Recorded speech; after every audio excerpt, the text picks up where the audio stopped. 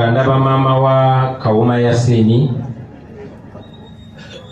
era maama namwena famire z'abannaffe batemudde njagala okubebaza ak'ensuso olw'okuyimiriranga naffe kubanze ekimu ku bintu ebisinga okuzitoba ku mutima gwange kwe kubatunula mu maaso.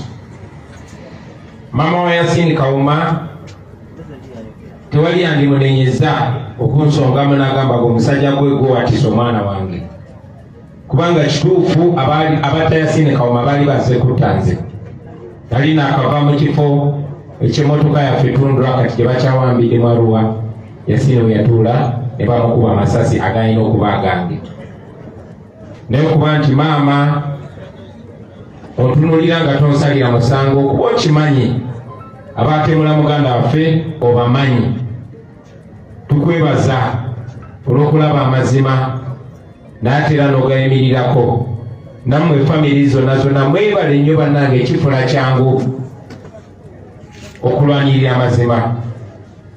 Muze mbalaba abantu ba Museveni bakozesa nga baagala ate mmwe babataaninge ate munenye ffe ye atemule abantu ate munenye abo ba victim. Mwebale eddala kuyimirira naffe. We have special days in NUP. We are supposed to be celebrating the day when we launch this party because we are making 3 years. We've never celebrated that day because we have special days that were imposed upon us. There are days like the 13th of August, our Heroes Day, and then there are days like the 18th and 19th. Waliwo ennaku ze baatusaako olw'empaka ne zifukana ku nkulu nga tetwakyeyagalira kuba twandyagadde nnyo okujja kuzanga kyasi olunaku lwaffe nti leero tuwezezza emyaka 3 kuba guno mwaka tubadde tulina okucelebratinga emyaka gye tuwezezza bukyanga tubanjulira ekibiina kya National Unity Platform. Naye waliwo ennaku enkulu ze baatukakako obukasi ng'olunaku lwa 13 August lwe baatemula muganda waffe Yasini Kawuma n'abalala bangi olunaku lwe bansiba mu Arua, n'olunaku olwa 18 ne 19. Guno mukolo twabadde tulina kukola lunaku lwajjo era mwalabye okwetoola ensi yonna nga bannayuganda beekalakasa abalala nga bakola ebijjukizo olw'abannaffe abasukka mu 150 abaatemulwa newankubadde gavumenti ya Museveni yagamba batta 54 bokka.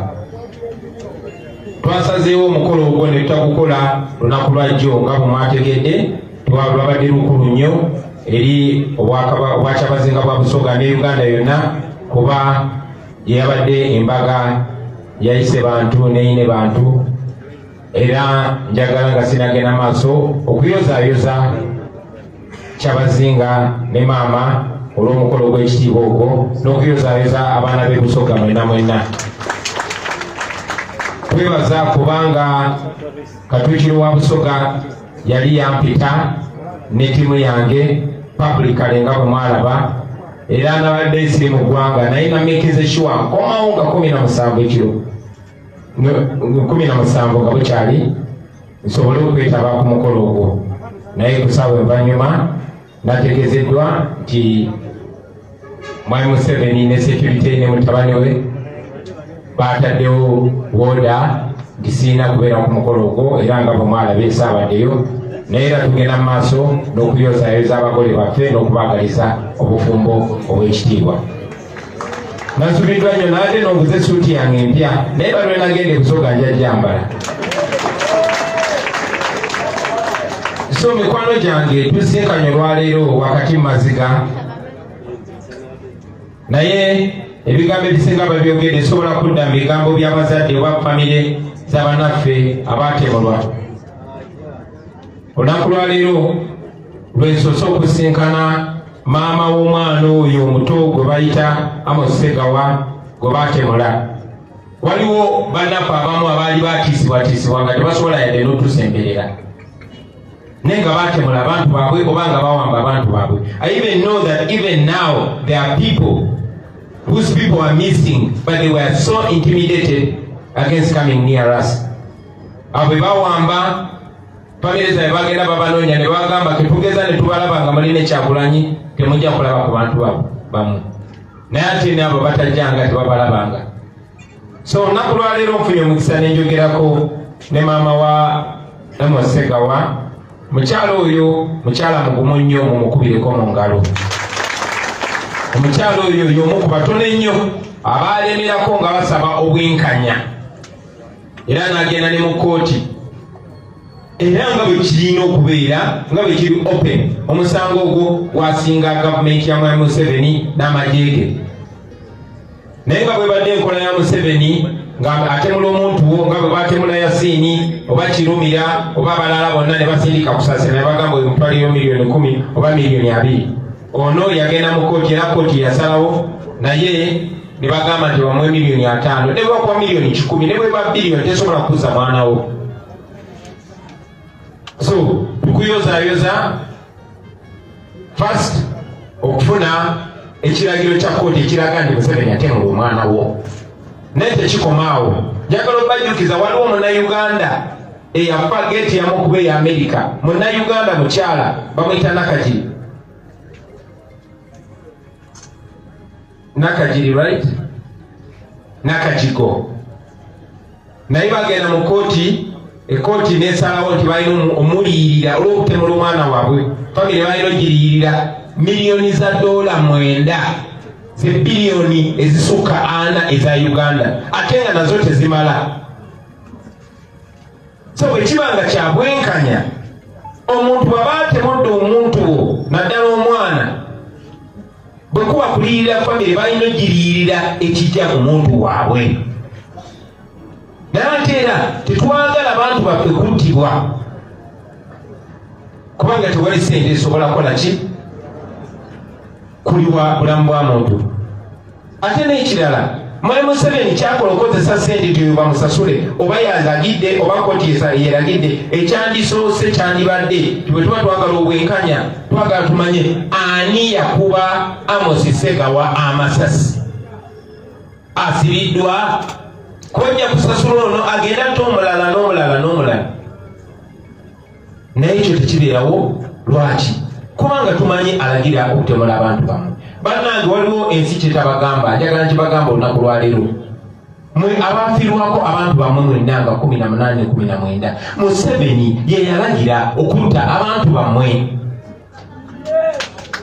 Nkiddamu, Museveni ye yalagira okutta abantu bammwe, era yavaayo ne yeewaana nti yalaba abantu beekalakasa n'alagira amagye gabakoleko, era amagye ne gakola omulimu omulungi. I want to communicate to the international media and all of those watching us from abroad that for a long time we are castigating Idi Amin for massacring Ugandans. Well, our elders told us and gave us those facts. But today as we are here, we know that there are people that we knew, our fathers, mothers, brothers, sisters, children that were killed by Museveni. Tukuzeba tugamba nti Amin yatemulanga abantu. Naye ffe tulina kye tulabyeko mu bulamu bwaffe nga n'amaziga tetunagasangula kala ng'abantu baffe batemuddwa Museveni n'abantu be. Njagala obazzaamu amaanyi, tetunnawumula tukola buli kye tusobola. Ate si Museveni yekka, alina abantu be bakola nabo bakozesa, naddala mu abalina abantu bamu ababuzibwawo. Omuntu akulembera okubuzaawo abantu yali nga Damulira birungi abeerukandiho n'abalala tubamanyi. Tugenze ku buli platform mu nsi yonna eyagala obwenkanya. Tukuze batugamba obwenkanya buyinza okutwala ebbanga ne bumala ne buyimuka, era mujja bulaba nga bukoze mu bulamu bwammwe nga mukyali balamu.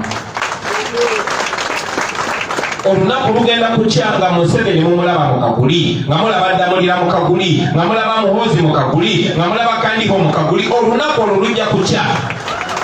Naye ate nammwe mbasaba temulekerangaawo, ne bwe ndiba siriiwo mufubanga okulaba nga bano abatemu basasulira buli kye bakoze abantu bano.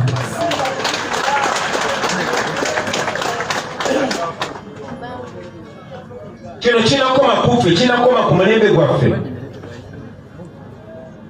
kyanaku nnyo twogera baganda baffe tetubalina olwaleero naye nga sekretary general waffe bwakibagambye njaga okugenda okitaanya titwateekaawo abamu ku bannaffe abaatemulwa tebajja na ku bisenge bino singa tusalawo bateekako naye twabateekawo nga kijjukizo era obubaka bwange buno obusembayo njagala buwa abakulembeze baffe mwenna abakulembeze abeesimbawo abakulembeze mu kuweereza mu mpereza ez'enjawulo abakommunicatinga ku social media namwe baganda baffe bafutsoja namwe muli bakulembeze njagala okubasaba buli muntu alirowooza okulyamu eggwanga olukwe tunuulira omusale buyise tunuulira omuwendo ogusasuddwa bano bonna bonna tekuli yali yesimbyewo basebo ne banyabo no abo bonna bonna tekwali anoonya office tekwali alina musaala naye baatemulwa so buli bwolowooza okutunda ensi yo batunuulire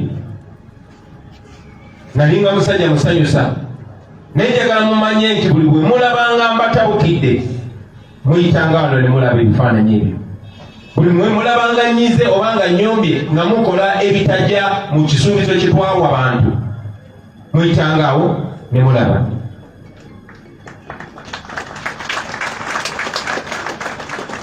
nalabye mama lususu nga abatiisatiisa nti mulina okuddayo mu paliamenti njagala okubategeeza temuli mu paliamenti ku invitation ya Anita Mongo si yabayita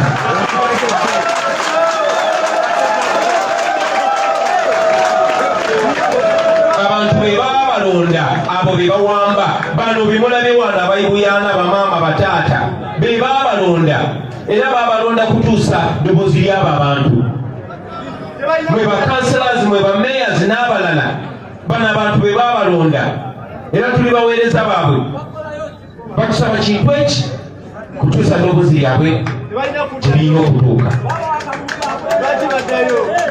njagala obazaamu amaanyi baganda bange bajjukize nti waliwo ebikolobero bingi nnyo mu nsi yonna ebigenda mu maaso naye tulina omukisa nti ffe amaaso g'ensi gatutunuulidde nnyo okusinga ebitundu bingi mu Africa era omukisa ogwo tugukozese mu abaana bali ku social media mu abali ku Facebook ku Twitter mu abali ku TikTok kyemukola si kyabwewusa ensonga lwaki Museveni yajjako Facebook wano kuba amanyi nti kasukaali kaali kamunoze njagala okubazaamu amaanyi baganda bange temupowa mwongere mu maaso okulabisa kubanga okulabisa Museveni kyekisinze omunafuya paka olwaleero eyo kamera yammwe eyo esimu gy'olina y'amaanyi okusinga emundu wabula osobola ogikozesa ng'onafuya ebiruubirwa by'Abannayuganda obanga obizaamu amaanyi tukoze buli kye tusobola era kyagenda okukola okukyagenda mu maaso nga tukozesa buli kye tusobola bingi nga bwe bagambye bigenda maaso mu nsi yonna naye fokasi tugifunye wano mu Uganda era njagala okubategeeza nti bino byonna nga bigenda mu maaso byakwatibwa ku kamera era byatemebwatemebwa ne bikolebwamu firimu ez'enjawulo nga gye tulina kati olunaku lwaleero eri ku mikutu gy'ensi yonna yonna era mwami Museveni emusuza teyeebase njagala okibagamba kubanga Museveni abadde akikozesa nnyo ng'agamba aba NUP bali mpakolamu ssente tewali ssente n'ezimu ze batusasula ne firimu yaffe yo tetwagikolera yadde enusu 10 naye twamakinga sure nti oyo data tumuteeka ku platform ey'ensi yonna oba leero oba nkya oba myaka 10 wabeerewo evidence eyo ebyamini babitunyumiza bunyumiza n'ebya Museveni biri live n'omwana azaliddwa leero n'alizaalibwa enkya kigenda kubeerawo olubeerera tebabalimba n'omulundi n'ogumu ne mukera ku makya ne mulowooza nti kati abo baafa byaggwa nedda omuguwa ogwo Museveni yagwambala gugenda mubeera ku bulago mu bulago ye n'abaana be n'abazzukulu so temuggwangamu maanyi n'omulundi n'ogumu ate temukyusanga ekigambo kyammwe temugulirirwanga manyi nti bakozesa nnyo obwavu famiri zetusinga okusinkana tubasanga ne bagamba twagala nnyo okunoonya obwenkanya naye kati omwana waffe yafa ate badde batuyise batuweeyo obukadde 10 tubiveeko olw'ensonga eyo bangi bannaffe bagenze ne bakkakana kubanga bamuwayo akasente $2 miliyoni 5 bwagaana oba bwe bamuluzimu ate ne bamutiisatiisa n'amaliza nga asirise. So mwe abatono be tulina abavaayo mu lwatu tubeebaza. Naye nammwe abatannaba kuvaayo nga mwabulibwako abantu bammwe bannange tuli wano mujje mutwegatteko ensi emanye nti abantu bammwe gye bali baalingayo. Esi waffe era kibagambye nti mukyala wangadya alinga atali muzadde yagamba nti bakibalama mizimu bakanatta mizimu tebaliiyo ne bakyala baabwe bababi n'endagamuntu zaabwe bazireeta. Mukyala Nabbanja amanyi kibalama gyali kubanga yamulabako n'amaaso ge. Mukyala Kibalama ye Prime Minister wa Museveni yavaayo n'agamba Kibalama alina omusango ogw'okutta abasirikale. Tujjukira abasirikale abo bagamba babata 221 Kibalama bamukwata 219 kitegeeza bamuta ne bamuleeta natta abantu ne bamuzaayo. Oke bw'aba alina omusango Kibalama twagala tumulabe nga bamuvunaana mu kkooti baba bamusalira omusango bagumusalire. Kibalama ne banne bwe baba babata batuwe emirambo tugiziike mu kitiibwa. Famili zaabwe zikakane, abaana baabwe bakakane. Tetugenda kulekeraawo bannange temuggwamu maanyi temulekeraawo basebo ne bannyabo. Bakulembeze bannaffe nsaba bwe tuba nga twetaaga guidance tutunuulire obulumi bwa famili ezo. Tutunuulire obulamu bw'abantu baffe bano, tutunuulire n'ebigendererwa byaffe, but most importantly tutunuulire gye tulaga kuba mu buli ngeri yonna Museveni ajja kuvaako. Mu buli ngeri yonna. Mu buli ngeri yonna tujja kubeera mu Uganda nga tulina eddembe lyaffe n'ekisemberayo ddala. Mu buli ngeri yonna amazima ga Katonda mugulu Museveni ne banne bajja kusasulira ebikolobero bye bakoze ku bannayuganda. Mwebale nnyo mwebale ddala kumpuliriza. Mukama bampe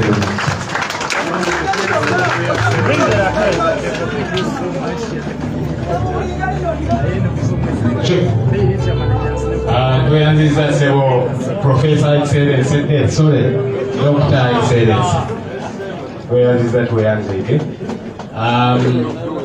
tugenda kumaliriza bwe tuti kubanga abasinga ku mutwe awadde omuli tugenda kufuna chance tutekewo wano naye President yagenda okusooka genda saba the media if we could relocate because we had not captured that moment, so that we capture the moment of laying of wreaths first by the President, then the families, and then the rest of everybody.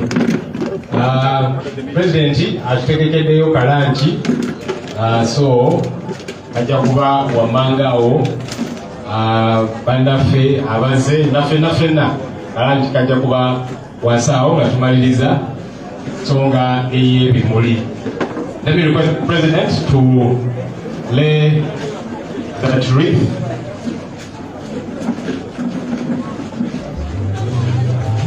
I think the President goes first, then the leaders were coming.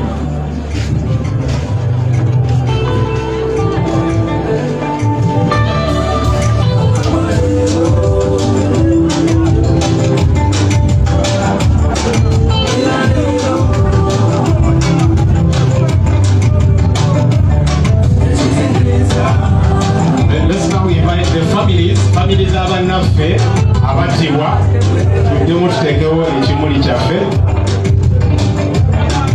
Families abannaffe abattibwa betujjukire olwaleero ffenna tujje nga bwe twaze luli.